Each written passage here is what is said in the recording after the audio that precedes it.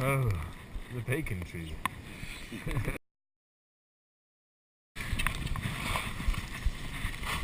So, Pablo and Hal, two Mexican explorers. Pablo's 67, or 68. Maybe he's got two children who are illegitimate. Pardon? I want to say it now. I want to say it now.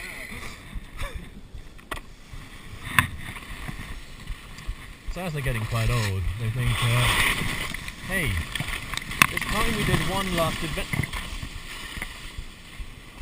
Stop that.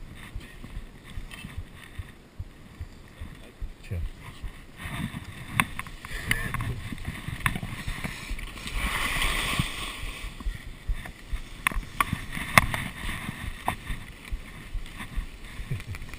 Reese has recently become upset with my story.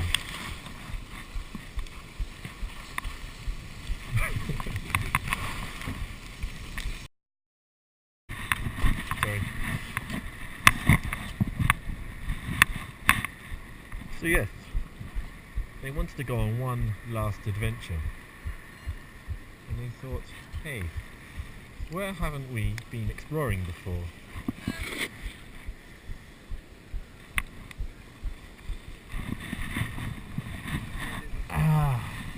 And the only place they could think of was Bolivia. They couldn't believe their luck.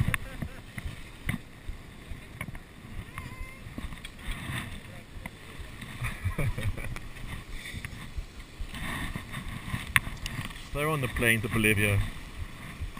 They packed up all their stuff. Kindle mint cakes, tents, sleeping bags, water, everything they might need for a 2-week approximately expedition. And now we're following Alex.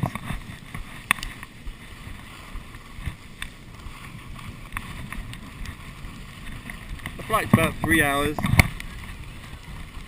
landing at La Paz at about 5,000 meters.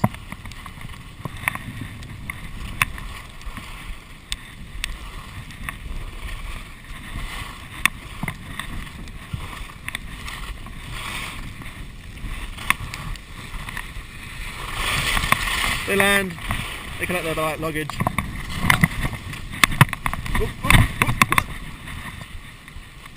Who else luggage is delayed? Not relevant.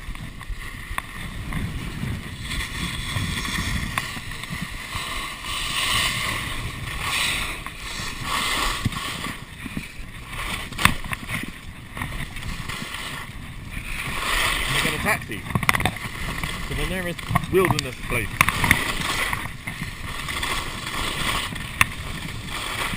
Happens to be the Bolivia salt plains. So Pablo and Joel are on their last ever expedition to the Bolivian salt plains. They've stocked up on water, they've stocked up on Kendall mint cakes, they're ready to go. They've never been readier for an expedition of this scale. So they start trekking. Having a whale of a time. The old gags are coming back. Who else cracking out the old puns? Good old who else. And they get about 3 days in. And they think, yeah, we know where we're going. Let's just keep going, they say. So they keep going. They've still got a few weeks left of the flight.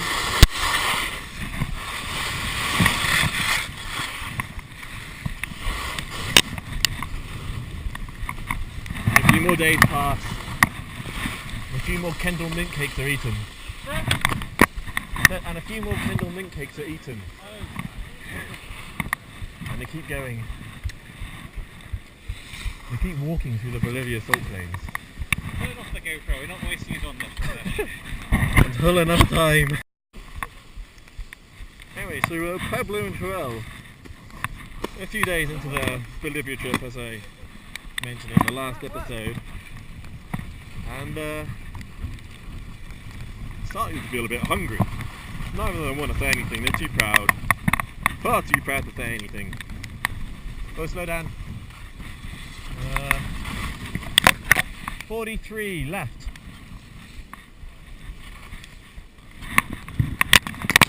Far too proud to say anything. So they just keep going, they keep going, they keep walking through the Bolivia salt plains. Carl, left! Left! Yeah, this way. This way. You want to get... yeah, 43. Ah. So, a few more days go by. A few more bottles of water disappear. It gets to that point where neither of them can ignore what's going on anymore. They're both lost. But none of them want to actually... none of them want to admit it.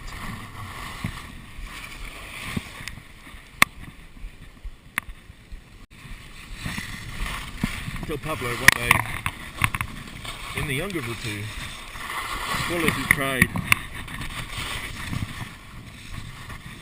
He turns to face the rock.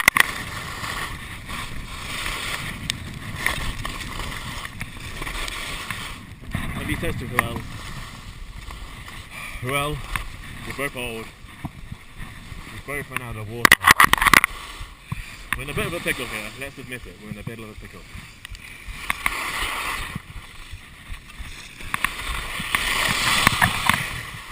And Joel reluctantly accepts that yes, they are in a bit of a pickle.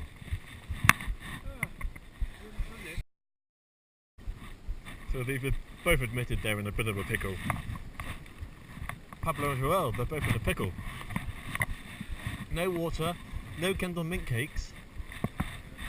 They're close to starving. So they think, okay, well we can start walking back, but it's just too far to walk back. So they start walking forward in the hope that they meet someone. They hope they meet civilization. In the middle of the Bolivia salt plains, unlikely.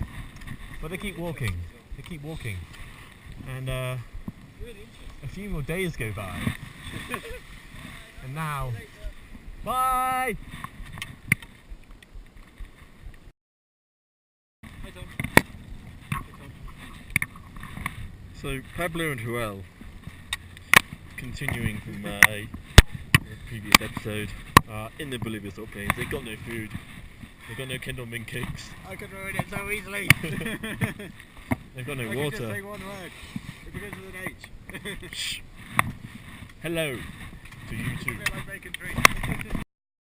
So they're in the desert, the Bolivian salt plains. No food, no water. They've been like this for a few days now.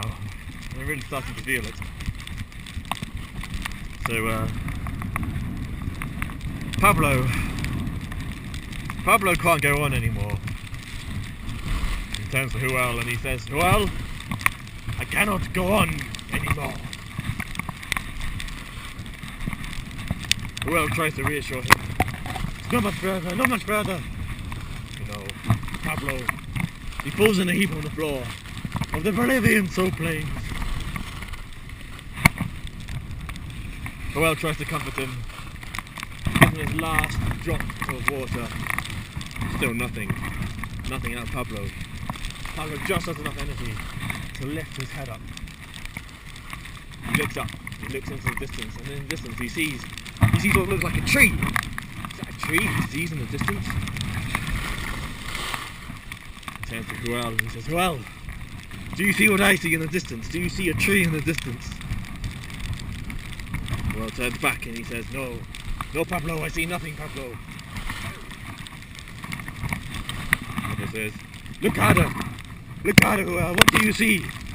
And Joel, he tries again, he squints his eyes, he looks really intently into the distance, and yes, he can see a tree. They both see a tree.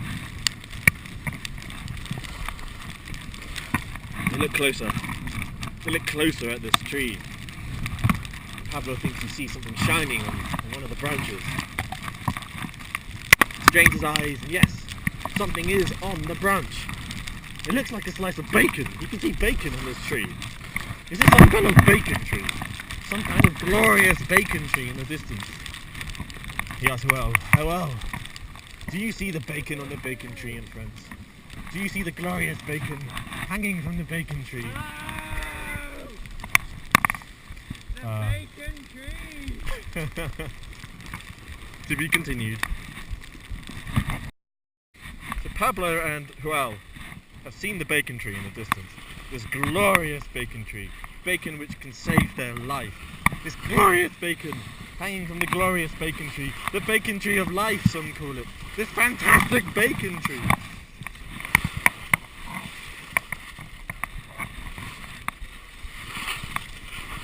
And Pablo, he's in no state to get the bacon. He turns to Joel and says, "Well, you must go forward and you must get the bacon. You must get the bacon from the bacon tree, Joel. Well, you'll save both of our lives. We'll be heroes." Well, reluctantly, he agrees. He agrees to get the bacon from the bacon tree. About 100 yards away from it. Well, he starts walking. 90 yards away, 80 yards away, 70 yards away. You can almost smell the bacon from the bacon tree. 60 yards away, 50 yards away, 40 yards away. The smell is overwhelming. You can hardly bear it anymore.